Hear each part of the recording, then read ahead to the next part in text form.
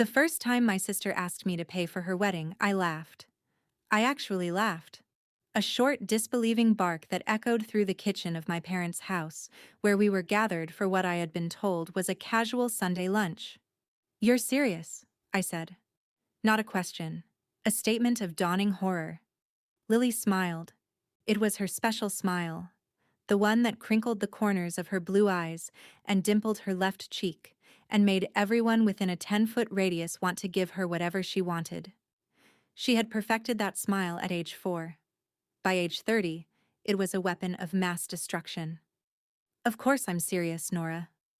She reached across the table and took my hand, her fingers soft and manicured, the nails painted a pale pink that probably cost more than my monthly grocery budget. "You're my big sister. You've always taken care of me, and this is the most important day of my life. Don't you want it to be perfect?" I looked at my mother. Eleanor sat at the head of the table, her silver hair perfectly coiffed, her pearl earrings catching the afternoon light. She was looking at her plate, carefully cutting a piece of chicken into precise squares, as if the geometry of her meal required her full attention. "Mom," I said. Eleanor looked up. Her expression was carefully neutral. The expression she had perfected over 35 years of marriage, the expression that said, "I am not taking sides. I am simply observing, and whatever happens is between you girls." "Your sister has a point, Nora. You've done well for yourself. The business, the house, you've built a lovely life. And Lily." She paused, her voice taking on the soft, wounded quality that I recognized from 1,000 family arguments. "Lily has struggled. The teaching job doesn't pay much. Mark is still looking for work in his field. They don't have the resources you do. Is it so terrible to ask for help?" I pulled my hand away from Lily's. "It's not help, Mom. It's $45,000. For a wedding. One day. One party." "One perfect day," Lily corrected. Her smile hadn't faltered, but something had hardened behind her eyes. "I've been planning this since I was 12, Nora. The venue, the flowers, the dress, everything. It's all booked. The deposit is non-refundable. We just need the final payment." "Then you should have made sure you could afford it before you booked it." The words came out sharper than I intended. Or maybe exactly as sharp as I intended. I was 38 years old, single, childless, the spinster sister, the family disappointment, the one who had chosen a business over a husband and was apparently now being punished for that choice by being expected to fund everyone else's happiness. Lily's smile finally cracked. Just a fraction. A twitch at the corner of her mouth, a flash of something cold in her eyes. But she recovered quickly, turning to our father, who had been silent throughout the exchange, his attention ostensibly on the sports section of the newspaper that he had brought to the table despite Eleanor's decades-old rule against reading at meals. "Dad," Lily said, her voice dropping to a whisper that was somehow more theatrical than shouting. "Talk to her, please. This is my dream. My one chance to have the wedding I deserve. And Nora," she shot me a look that was all wounded innocence. "Nora is being cruel. She's always been jealous of me, ever since we were kids. She doesn't want me to be happy." "That's not—" I started. "Enough."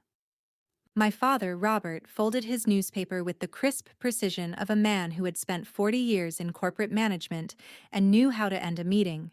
He looked at me, really looked at me, and I saw something in his gray eyes that I didn't recognize. Not anger, not disappointment. Something closer to resignation. "Nora," he said, "your sister is getting married. This is a family event. And in this family, we support each other. We don't let petty jealousy or financial stubbornness get in the way of what's important." "Financial stubbornness?" My voice rose, despite my best efforts to stay calm. "Dad, I started my business from nothing. I worked 80-hour weeks for 5 years. I lived in a studio apartment with a hot plate and a futon while Lily was getting her nails done and complaining that her teaching job was too stressful. I earned every dollar I have, and now I'm supposed to just— what? Hand over 45,000 because she wants a perfect day?" "You're supposed to be a sister," Eleanor said quietly. That's what you're supposed to do.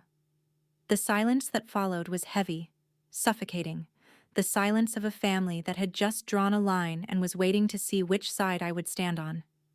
I stood up. My chair scraped against the hardwood floor, the sound shockingly loud in the quiet room. "I'm sorry," I said, and I was sorry for the tension, sorry for the argument, sorry for being the sister who couldn't just say yes and make everyone happy, but not sorry enough to sign away half my savings for a party I wouldn't even enjoy attending. "I love you, Lily. I hope you have a beautiful wedding. But I can't pay for it. I won't pay for it. You'll need to find another way." I walked out. No one followed me. I got in my car, a practical Honda, 5 years old, paid off, and I drove home to my small house on the edge of town, where the mortgage was manageable, and the only person I had to please was myself. I didn't know that the war had just begun. The phone calls started the next day. My mother, her voice trembling with wounded pride, telling me how disappointed she was, how Lily had cried for hours, how the whole family was reeling from my selfishness. My father, brief and businesslike, suggesting that I reconsider for the good of family harmony. Lily herself, alternating between tearful pleas and cold accusations. I was jealous. I was bitter. I was trying to sabotage her happiness because I had none of my own. I stopped answering after the third day. I let calls go to voicemail, texts pile up unread, emails accumulate in a folder I labeled wedding drama, and refused to open. I focused on my work, my small but successful accounting firm, the clients who appreciated my competence, the employees who depended on me for their paychecks. I told myself that if I just held firm, the storm would pass. Families fought. Sisters disagreed. Eventually, everyone would move on. I was wrong. On the fifth day, my mother called with a different tone, not wounded, not pleading, but carefully casual, the tone she used when she was planning something and didn't want me to know what it was. "Nora," she said, "your father and I want to have you over for dinner. Just us. No Lily.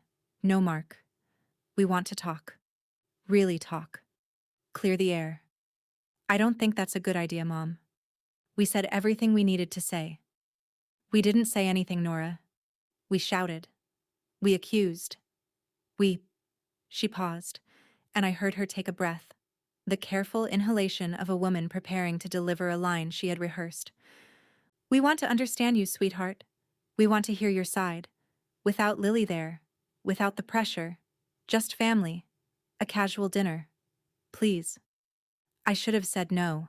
Every instinct I had developed over 38 years of navigating my family's dynamics screamed trap, trap, trap. But there was something in my mother's voice, something almost like genuine hurt, genuine confusion, that made me hesitate. She was 71 years old. She had never been a malicious woman, just a woman who loved her younger daughter more than she knew how to love her older one. Was it possible that she really did want to understand? That my father, silent and stern, was finally ready to listen? "Friday," I said. 7 o'clock, but Mom, I'm not changing my mind about the money. I need you to know that going in."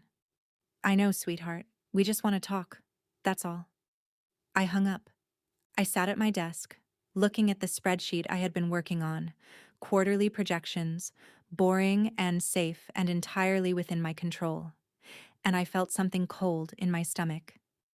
The same feeling I got when a client's books didn't add up, when something that looked fine on the surface hid a deeper rot. But I pushed it down. I was being paranoid. This was my family, not a con artist. They were upset, not evil. A casual dinner, a conversation, a chance to clear the air. That was all it was. I told myself that right up until I walked through my parents' front door on Friday night. The house looked the same as it always had. The colonial on Maple Street that my parents had bought in 1985, the year I was born. The house where I had grown up and moved out and returned for holidays and birthdays, and the occasional Sunday lunch that turned into an interrogation about my single status. The porch light was on, warm and welcoming. The curtains were drawn, but I could see light through the gaps. the golden glow of a family home on a Friday evening. I rang the bell. My mother opened the door almost immediately, as if she had been waiting just inside. She was dressed carefully. Not casual, I noticed, but not formal either. A navy dress that struck a balance between dinner at home and important occasion. Her smile was tight, strained, the smile of a hostess who had invited too many people and wasn't sure everyone would get along. "Nora," she said, "come in, we're just getting started." I stepped inside. The foyer was dim, lit only by the hallway sconces, and I heard voices from the dining room, my father's low rumble, and others I didn't recognize. Male voices, professional, the cadence of people discussing business rather than family. "Mom," I said, "who else is here?" "Just some friends of your father's." She wouldn't meet my eyes. "Business associates. They happened to be in town and we thought it would be nice to include them. Make it a real dinner party. Nothing formal. Just conversation." The cold in my stomach spread, freezing my veins, turning my fingers numb. I knew that tone. I knew that smile. I had seen them 100 times before, directed at Lily's teachers, Lily's coaches, Lily's college admissions officers, the performance of innocence that preceded a carefully orchestrated ambush. "Mom," I said again, but she was already walking toward the dining room, her heels clicking on the hardwood, and I had no choice but to follow. The dining room was fully lit, the chandelier blazing, the table set for 8 rather than 4. My father sat at the head, his face carefully composed, the newspaper fold precision of his expression telling me that he was in meeting mode, not father mode. Beside him, 3 men in suits. Dark suits. Expensive. The kind of suits that cost more than my monthly mortgage payment. They turned as I entered, their faces polite, professional, assessing. And at the far end of the table where my mother usually sat, was Lily. She was not in casual dinner clothes. She was in a cream-colored dress that I recognized, the rehearsal dinner dress, she had called it. The one she had bought for the night before her wedding, the night that was supposed to celebrate the beginning of her perfect life. Her hair was styled, her makeup perfect, her smile radiant and terrible. "Nora," she said, "I'm so glad you could make it. We have so much to discuss." I stood in the doorway, my mother's hand on my back pushing me forward, and I felt the trap snap shut around me. The casual dinner, the business associates, the dress, the makeup, the smile. All of it staged, all of it planned, all of it designed to make me feel small and surrounded and alone. "What's going on?" I asked. My voice was steady. I was proud of that. "Sit down, Nora." My father's voice was firm, the voice he used in boardrooms when someone was about to be fired. "We have guests. Let's be civil." I sat. Not because I wanted to, but because my mother's hand was still on my back, still pushing, and because I needed to understand what was happening before I could figure out how to escape it. The man closest to me, silver-haired, sharp-featured, with eyes the color of wet slate, extended his hand. "Nora Chen. I'm Victor Hale, your father's attorney, and these are my associates, Marcus Webb and Daniel Torres." He gestured to the other 2 men, younger, hungrier, their eyes already calculating the value of everything in the room, including me. "We're here tonight in a professional capacity. Your family has asked us to mediate a disagreement regarding your sister's wedding expenses." "Mediate," I repeated. "You mean pressure me into paying?" "I mean," Victor said, his voice smooth as polished stone, "help everyone reach a mutually beneficial agreement. Your sister has incurred significant expenses in good faith, deposits, contracts, commitments that cannot be undone without severe financial penalty. Your refusal to contribute has placed her in a difficult position, one that your parents, as co-signers on several of these agreements, are also liable for." I looked at my father. His face was still composed, but I saw something in his eyes. Fear, maybe. Or anger. or the simple desperation of a man who had signed papers he couldn't afford and was now looking for someone to blame. You co-signed? I asked him. Your sister needed the credit, he said. His voice was defensive, the voice of a man caught in a mistake he wouldn't admit. The venue required a guarantor. It was a formality. I didn't think. You didn't think I'd say no, I finished. You thought I'd cave, that I'd show up here, see the lawyers, see how serious this is, and write a check to make it all go away. Nora, my mother started. Don't. I held up my hand. I was shaking now, but not with fear. With rage. The cold diamond rage of a woman who had been underestimated her entire life and was finally done with it. You set me up. All of you. The casual dinner, the family talk, the let's clear the air. It was all a lie. A performance. To get me in this room, at this table, with these lawyers, so you could pressure me into signing away $45,000 that I earned and you didn't. We're family, Lily said. Her voice was soft, wounded, the voice of a little sister who had never been told no. Families help each other, Nora. That's what families do. Families don't ambush each other with lawyers, I snapped. Families don't manipulate and coerce and… I looked at Victor Hale, at his smooth face and his expensive suit, and his eyes that held no warmth, no humanity, nothing but the cold calculus of billable hours. What exactly do you expect me to sign, Mr. Hale? A loan? A gift? A confession that I'm a terrible sister who deserves to be punished for having the audacity to say no? Victor reached into his briefcase. He pulled out a document. Thick, bound, the kind of document that took hours to prepare and cost thousands to draft. He slid it across the table toward me. This, he said, is a family support agreement. It acknowledges your moral and financial obligation to contribute to your sister's wedding, and it establishes a payment plan, $45,000, paid over 12 months, with interest at standard rates. It also includes a non-disparagement clause, preventing you from discussing this matter publicly or with anyone outside this family unit, and a release of liability for your parents, protecting them from any claims related to the co-signed agreements. I stared at the document. Then I stared at my family, my mother with her tight smile, my father with his folded newspaper composure, my sister with her radiant, terrible beauty. They had planned this. Every detail. The dinner, the lawyers, the document, the dress. They had sat in this house, probably the night I walked out, and they had decided how to break me.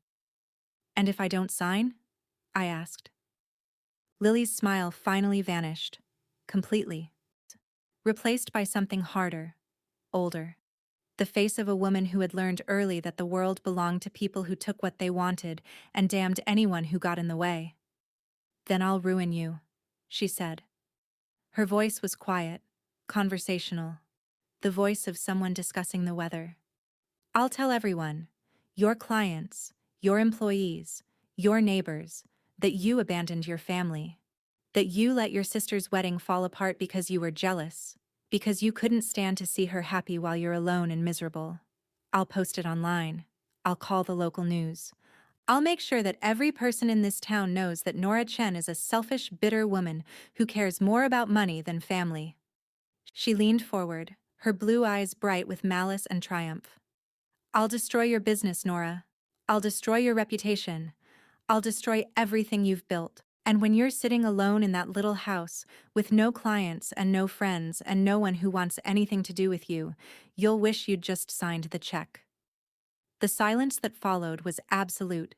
Even the lawyers seemed stunned, not by the threat, which they had probably helped draft, but by the nakedness of it, the raw, undisguised hatred that Lily had finally let show. I looked at my mother. She was looking at her plate again, cutting her chicken into precise squares, pretending she couldn't hear what her younger daughter was saying. I looked at my father. His composure had cracked, just slightly, a flicker of something that might have been shame crossing his face before he locked it down again. And I looked at Victor Hale. He was watching me with professional interest, the way a scientist might watch a subject in an experiment, waiting to see which variable would produce the desired result. I should have been terrified. I should have been shaking, crying, signing whatever they put in front of me just to make it stop. That was what they expected. That was what they had planned for. The isolated sister, the spinster, the woman with no one in her corner. She was supposed to break under pressure, supposed to crumble and comply and learn her lesson about saying no to family. But I was not the woman they thought I was. I reached into my purse. My fingers found my phone, cool and solid and real. I pulled it out, unlocked it, and I pressed a single button. "James," I said into the speaker, "we're ready." The dining room door opened, and my husband walked in. He was not what they expected. I knew that immediately, from the way their faces shifted. Confusion, then assessment, then the slow dawning of something that might have been recognition. James was not a large man, not physically imposing, but he filled the room with a presence that had nothing to do with size. He was 52, silver-haired, with the kind of face that looked like it had been carved from granite and then weathered by decades of storms. His suit was charcoal, impeccably tailored, and he moved with the economical precision of a man who had learned early that every gesture cost something. He was also, I knew, the senior partner at Hale, Webb and Torres, the law firm that employed Victor Hale, Marcus Webb, and Daniel Torres, the firm that my parents had hired to pressure me. The firm that was about to have a very uncomfortable conversation about conflicts of interest. "Victor," James said. His voice was quiet, but it carried the weight of authority that came from 30 years of commanding courtrooms. "I believe you know who I am." Victor Hale had gone pale. Actually pale, the blood draining from his face in a way that would have been comical if the situation weren't so serious. He stood up, his chair scraping backward, his hands finding the table for support. "Mr. Caldwell," he said. His voice was hoarse, barely audible. I wasn't aware. I mean, no one told me." "No one told you that I got married 3 days ago?" James moved to my side, his hand finding my shoulder, warm and steady and there. "No one told you that my wife is Nora Chen? That the woman you were hired to intimidate is the woman I vowed to protect?" "Wife?" Lily's voice was a shriek, all her perfect composure shattered. "What do you mean, wife? Nora isn't married. She's nobody. She's alone. She's always been alone. She's my wife," James said. He didn't raise his voice. He didn't need to. The words landed like stones in still water, rippling outward, changing everything they touched. "We were married at the courthouse on Tuesday. Small ceremony. Just us and the judge. Nora wanted to keep it quiet. She's a private person, as I'm sure you've all noticed. But I insisted on making it legal. I insisted on making her mine, in every way that matters." He looked at Victor, at Marcus, at Daniel. His gaze was cold, professional. The gaze of a man who had built his career on destroying opponents in court, and was now contemplating how to destroy these three. "Which brings us," he said, "to the matter of conflict of interest. Victor, you and your associates are employees of my firm. You were hired by the Chen family to pressure my wife into signing a financial agreement. An agreement that, I should note, borders on extortion and would likely not hold up in court, but that's almost beside the point. The point is that you used firm resources, firm letterhead, and firm time to threaten the wife of the senior partner. Do you have any idea what that means for your employment? For your bar licenses? For your careers?" Victor was sweating now. Actual beads of moisture on his forehead, his expensive suit suddenly looking like a costume on a man who had been caught playing a role he didn't understand. "Mr. Caldwell, please. We didn't know. The client, the Chen family. They said Nora was unmarried. They said she was isolated, vulnerable, that she needed to be pressured into giving away her savings?" James's voice sharpened, the granite cracking to reveal the steel beneath. "She needed to be threatened with public humiliation? She needed 3 lawyers at a casual family dinner to make her feel small and scared and alone. He turned to my parents. My father had gone rigid in his chair, his newspaper fold composure finally shattered, his face a mask of confusion and dawning horror. My mother had stopped cutting her chicken. She was staring at James, at me, at the hand on my shoulder, her eyes wide and uncomprehending. Mr. and Mrs. Chen, James said. His voice was softer now, but no less dangerous. I want you to understand something. Your daughter, your older daughter, the one you've apparently spent 38 years underestimating, is the bravest, smartest, most extraordinary woman I have ever met. She built a business from nothing. She survived a family that treated her like an ATM and a scapegoat and an afterthought. And she survived you, tonight, in this room, with more grace than you deserve. He squeezed my shoulder. I leaned into him, just slightly, feeling the solid warmth of his presence, the reality of a man who had chosen me not for what I could give him, but for who I was. She called me 3 hours ago, James continued. She told me what was happening. She told me about the dinner, the lawyers, the document. And she asked me, not told me, not demanded, if I would help. If I would stand with her. If I would be her husband, not just on paper, but in the moments that matter. He looked down at me.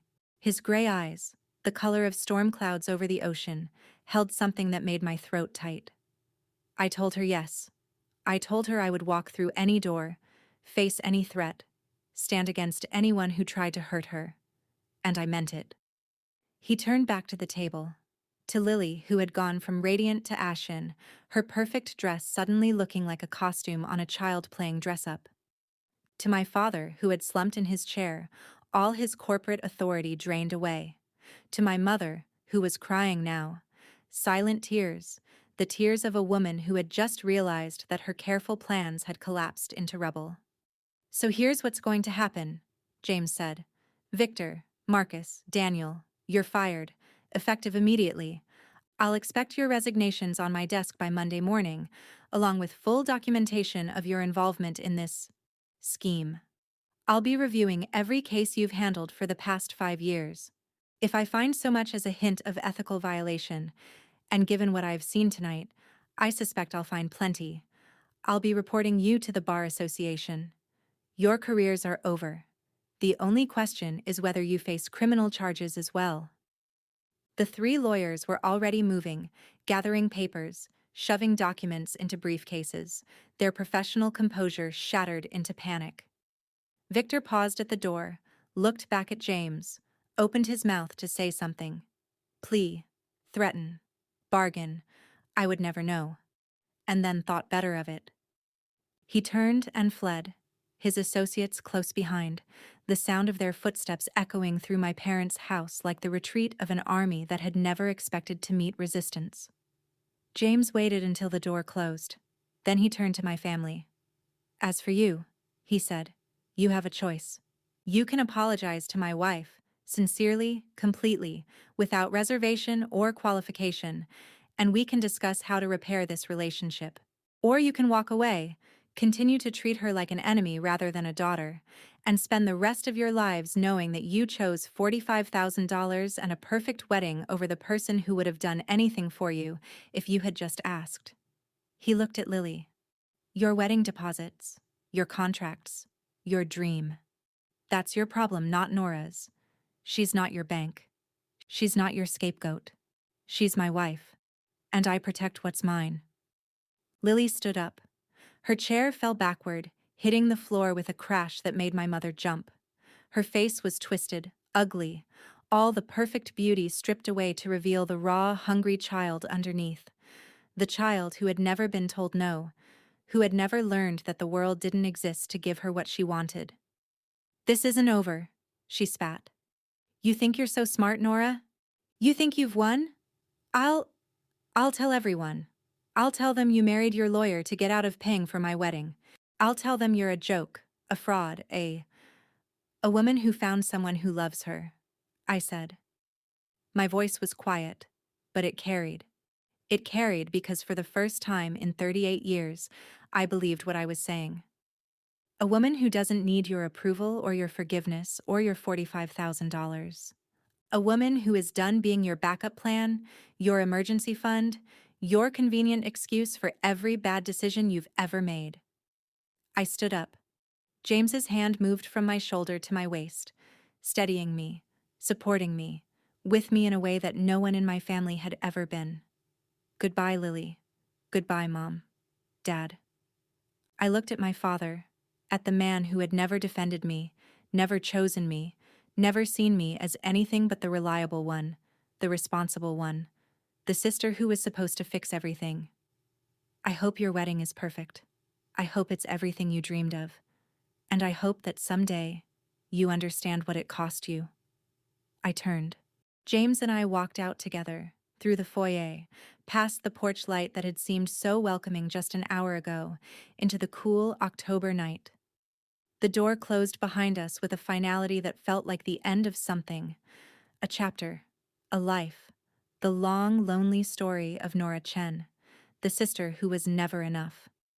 Are you okay? James asked. We were in his car.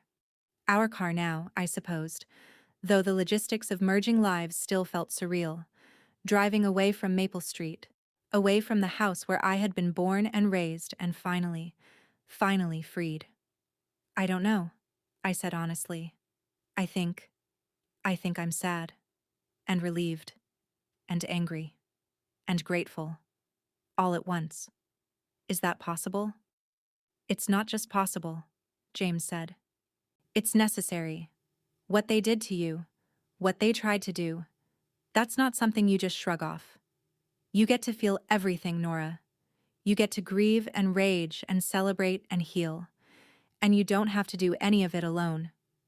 I looked at him, at my husband, the word still strange in my mind, still new and tentative and terrifyingly real. We had met 6 months ago at a professional conference, two people in similar fields who had started talking over bad coffee and discovered that they spoke the same language. He had been widowed for 5 years, his wife taken by the same cancer that had taken Lily's perfect health and given her a lifetime of being treated like a fragile treasure. He had understood my loneliness without pitying it. He had seen my strength without being threatened by it. And 3 days ago, on a Tuesday morning at the courthouse, he had asked me to marry him. Not with a ring or a speech or a grand gesture, but with a simple question. Will you let me stand with you? Not because you need saving, but because everyone deserves someone in their corner? I had said yes, and I had kept it quiet. Not because I was ashamed, but because I was scared. Scared that my family would find a way to ruin it, to use it, to turn his love into another weapon against me.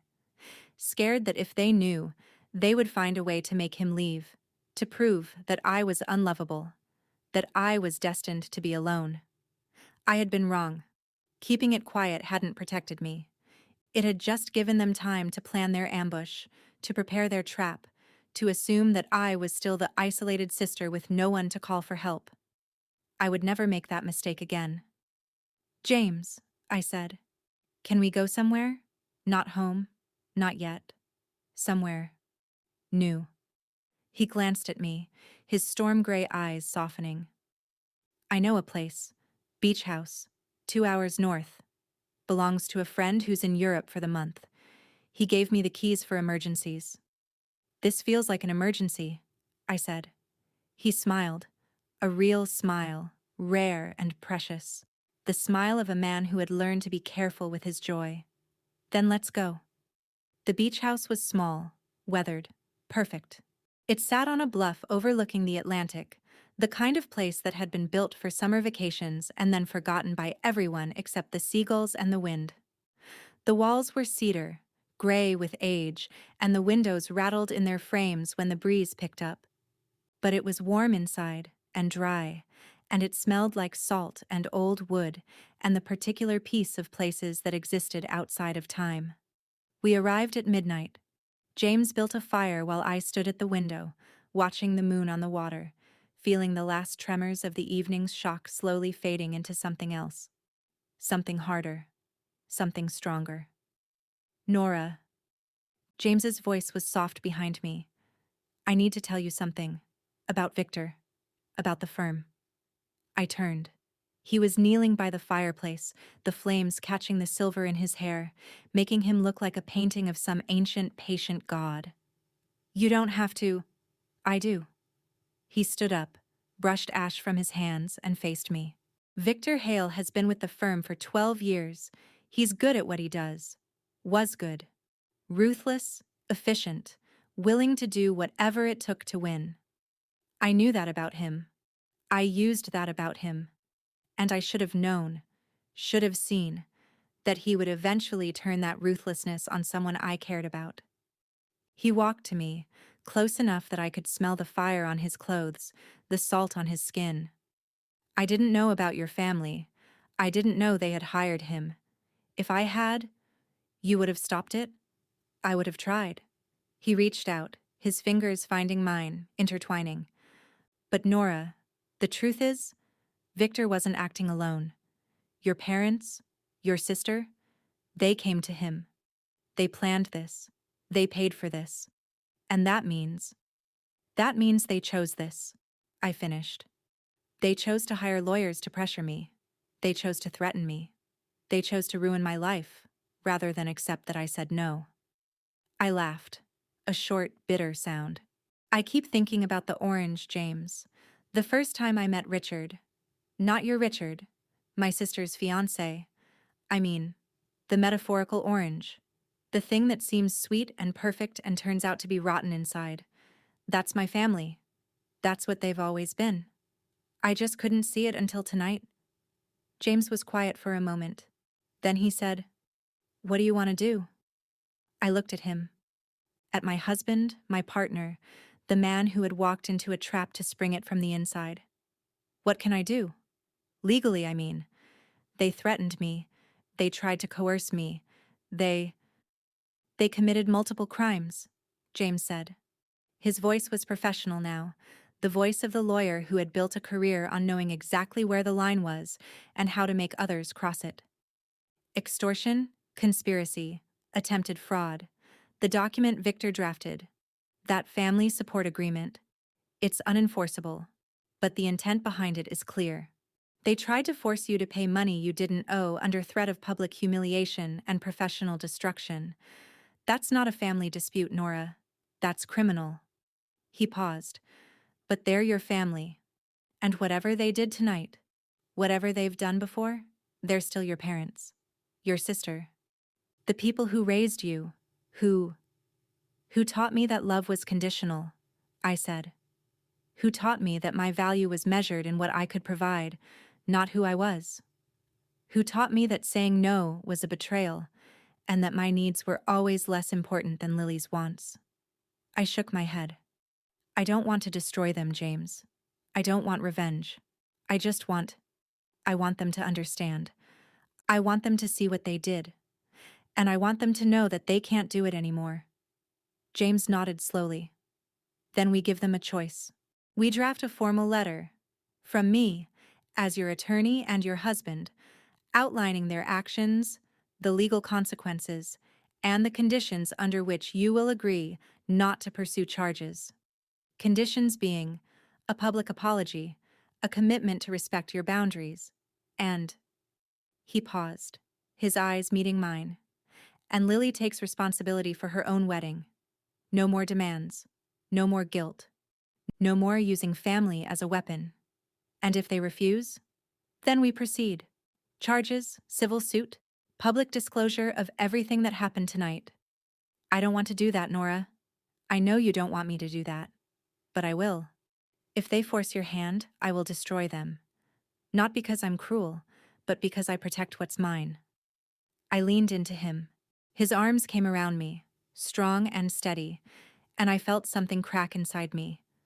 Not breaking, but releasing. The pressure of 38 years of being the responsible one, the reliable one, the sister who was supposed to fix everything finally finding an outlet. I love you, I whispered. The words were new, terrifying, the most dangerous thing I had said in years. I know it's fast. I know we just got married. I know. I love you too, James said. Simple, direct. No performance, no calculation, just the truth between two people who had learned to recognize it. I've loved you since you told me about the time you fired a client for trying to deduct his yacht as a business expense. I've loved you since you cried at the restaurant because the waiter brought you the wrong wine and you were too polite to send it back. I've loved you since you looked at me across a conference table and said, "You're not like the other lawyers, are you?" And I realized that I didn't want to be. He held me tighter.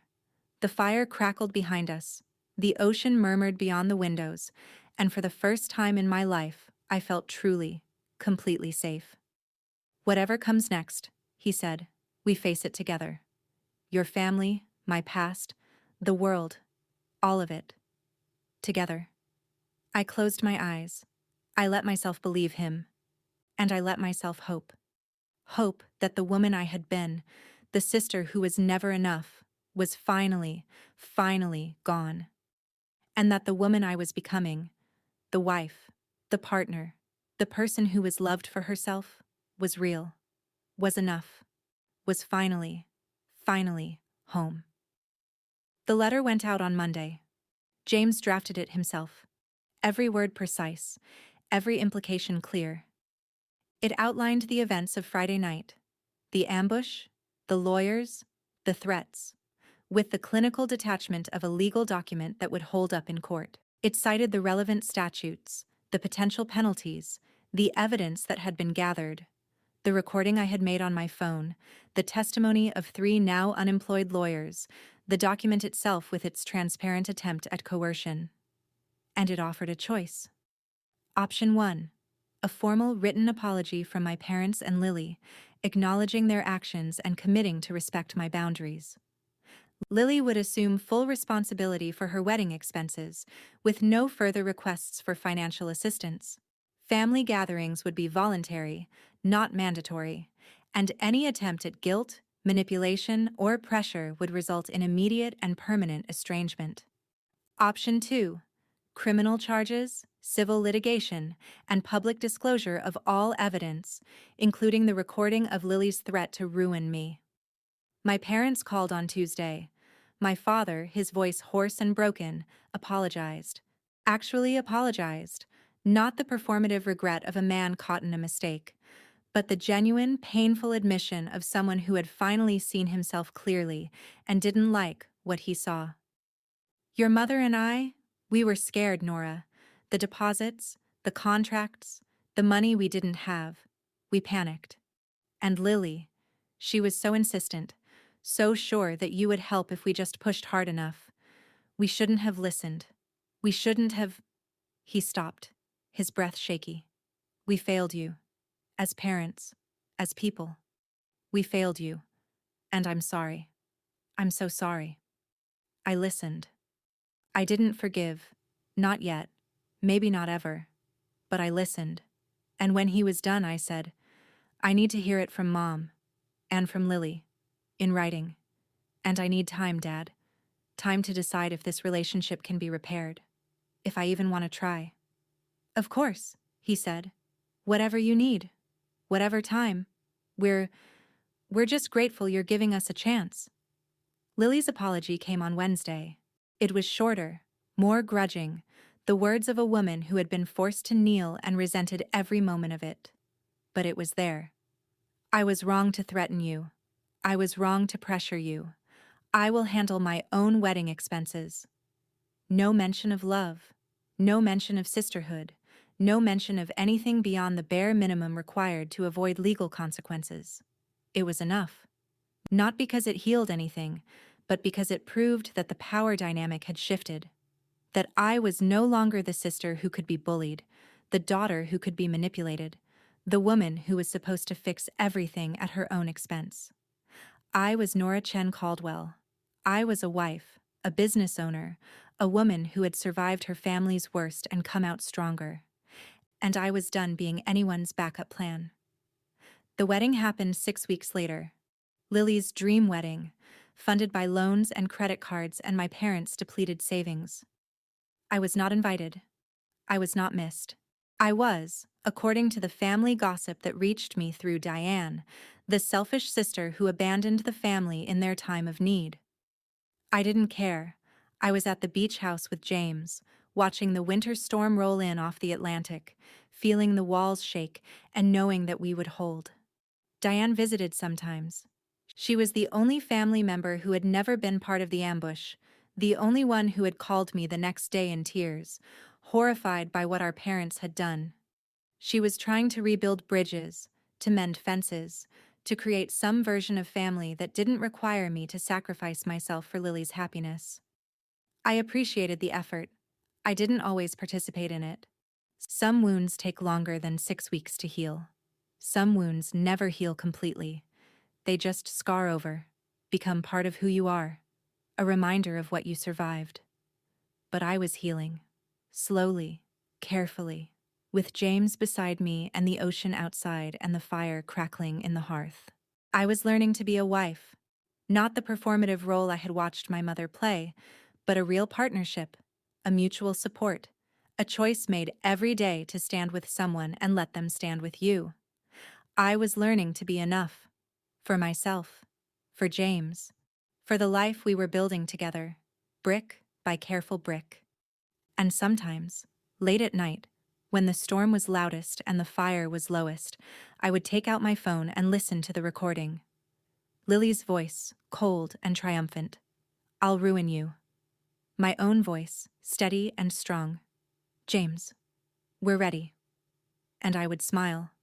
Not with malice, not with triumph, but with the quiet satisfaction of a woman who had finally learned to fight back, who had finally found someone worth fighting for, who had finally come home.